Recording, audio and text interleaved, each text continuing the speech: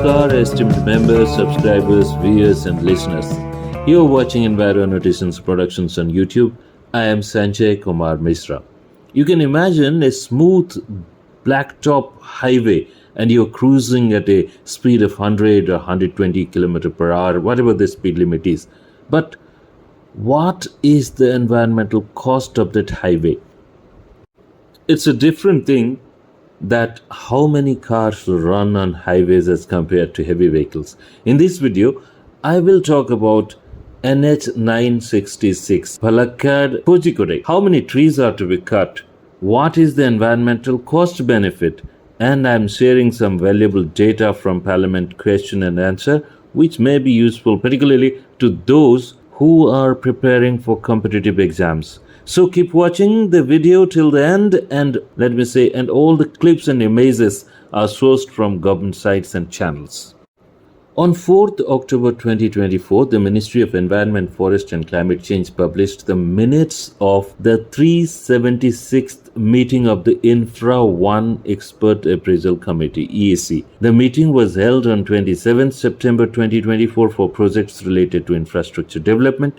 In the meeting, the EIA recommended grant of environmental clearance and CRJ clearance for construction of 4-lane access-controlled greenfield national highway of Palakkad-Kozhikode of NH 966 from 0 km to 121.006, a total length of 1 to 1.006 km in the state of Kerala, and that is by National Highway Authority of India (NHAI) under the Bharat Mala Pariyojana. The project is set to pass through the districts of Palakkad, Malappuram and Kozhikode, covering locations like Marutha Road, Malampuja, Mannarkad, Alanallur, Karuvara Kund, Thuvur, Arikkode and Panthiran Kavu. It will connect NH 544 at Marutha Road in Palakkad and NH 66 at Olavanna in Kozhikode. The total project area spans 572.67 hectares, with the majority of the land, 465.93 hectares, that comes to be around 81.36% being agricultural land. A portion, 9.529 hectares, which is about 1.66% of the project area, is designated as forest land, while no barren land is recorded within the project site. Please underline, no barren land is recorded within the project site. It is interesting to note that on 5th October 2024, PM Kisan kept trending. People have searched for terms and topics like Guide for PM Kisan Kist Check, UP PM Kisan KCC, PM Kisan Nidhi Yojana 2022, the PM Kisan Yojana debit payment check was a big hit. At the same time, it is found that in this project, 130.5267 square kilometers of agriculture, mostly paddy, land to be affected. There are a total of 57,894 trees to be cut from the proposed right-of-way, ROW, which includes 55,514 trees from non-forest areas and 2,380 trees from vested reserve forests. The ROW is proposed to be 45 meter. ROW typically encompasses the strip of land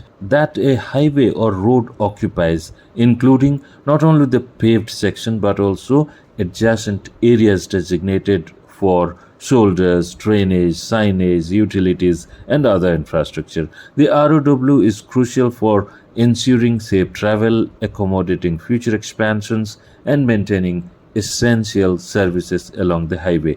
In legal and administrative terms, the ROW defines the boundaries within which the government or highway authority has control and jurisdiction. So I reiterate the figure that the total number of trees to be cut is 57,894. And as I promised, I will share some insightful data from Parliament. So keep watching till the end. As declared in the MOEF&CC document, the NHI project crosses 20 perennial water bodies, including major rivers like Chaliyar, Kadalondi, Kuntipuja, and Bharatapuja, as well as dams such as Kanjirapuja and Malampuja. These water bodies cover 1.2 square kilometer or 0.5% of the total area. NHAI has stated that to maintain natural water flow, the project includes the construction of 11 major bridges, 34 minor bridges, and 175 box culverts. The alignment runs parallel to the ghats, crossing rivers, streams, and canals. Surface drainage will be ensured through road camber adjustments and drainage systems, including on-lined RCC and covered drains along the highway. Now, in the public hearing also, the only environmental issue said to have surfaced is there should not be any blockage of existing water bodies such as rivers, canals, streams, or even small drains. Under the heading of environmental benefits of the project, the EIA consultant has stated that smooth, safe, and fast moving traffic will lower emissions, reducing pollution and noise levels. However, there is no reference to any baseline data on traffic linked pollution. Whatever baseline data is available on public domain shows it is much less than the required standards or norms. Nevertheless, the EIA report emphasizes tremendous economic benefits. No tunnel along the proposed alignment is said to be an environmental benefit. The land through which alignment is to pass comprises 84% plain and 16% rolling terrain.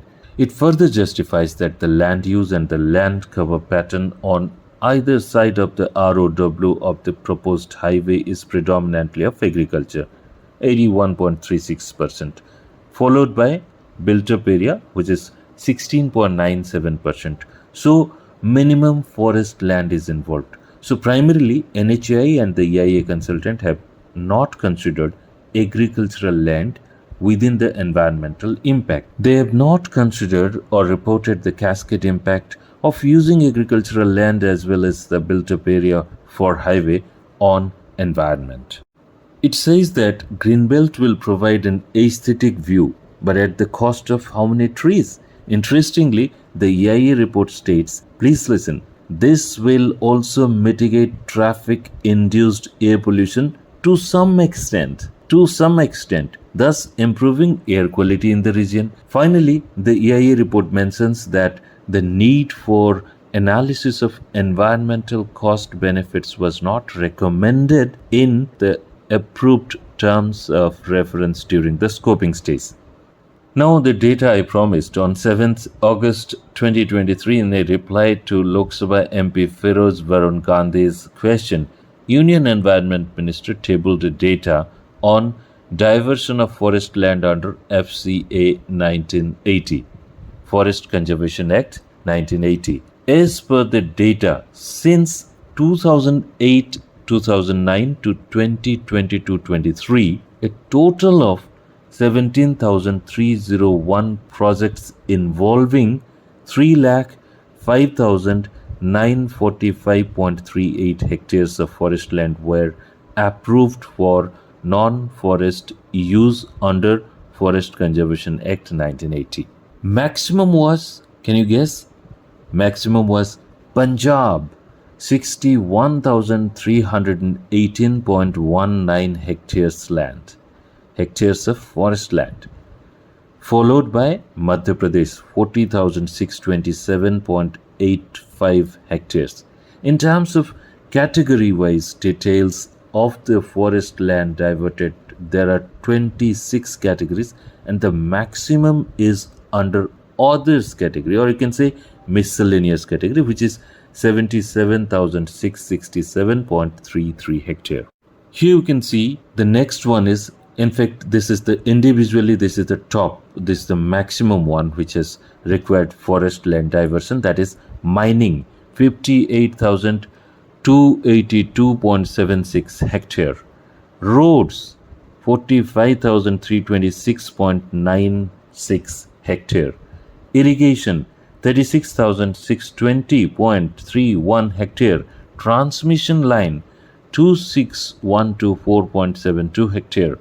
Defense establishments 24,337.92 hectares. You can see the whole data. I am sharing a link to this in the description. I would like to mention one more thing, that on 29th July 2024, it was stated by the Minister of State in the Ministry of Environment, Forest and Climate Change in Lok Sabha that India is a party to the United Nations Convention to Combat Desertification (UNCCD), and the National Action Plan to Combat Desertification 2023 was prepared, taking due consideration of the country's commitments for restoration of 26 million hectares of degraded land by 2030.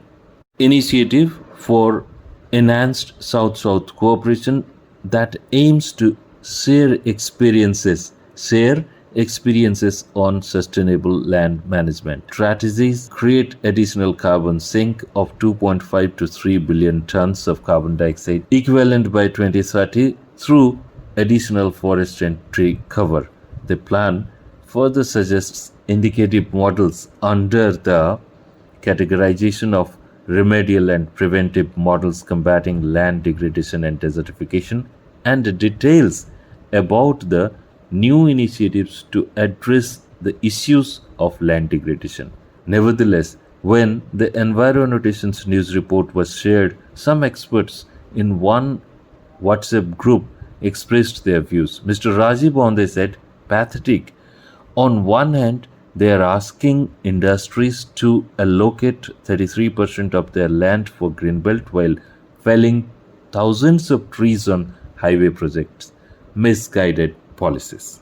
One Mr. Sunil Kumaran said, as per rules, they will either transplant or grow 10 times more.